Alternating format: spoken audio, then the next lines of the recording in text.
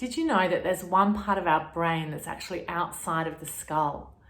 It's called the neural retina, and this is the light sensitive tissue in the back of our eye, in the inner eye.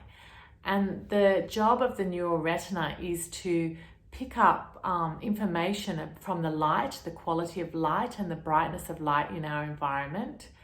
And it actually gives information to our brain, our nervous system, on when to be awake and when to be asleep.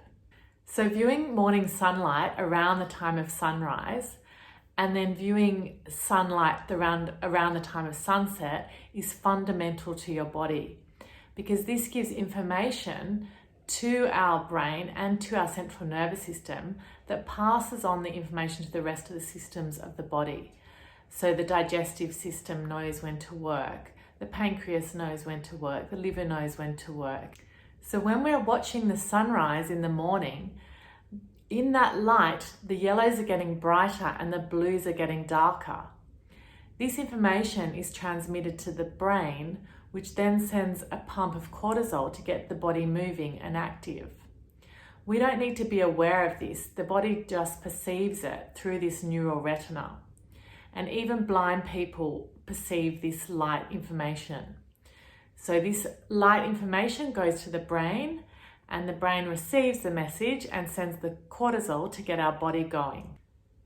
The body then times the melatonin release at night, and this is what's going to help you get to sleep. So as you can see, that viewing of the light in the mornings and then the light in the evenings really affects that sleep-wake cycle.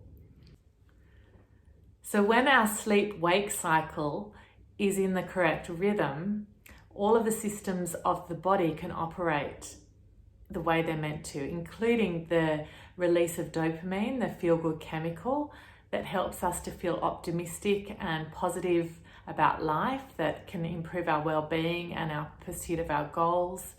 But if there's light activation or artificial light stimulating us between the hours of 11 p.m. and 4 a.m., then this messes with the systems of the body, including the dopamine, and it suppresses this. And when the dopamine is suppressed, this can cause all sorts of problems to our well-being. It can cause depression, it can make us feel less optimistic about life or about pursuing our goals and our finding meaning in life. So there's so much at stake to get this sleep-wake cycle correct.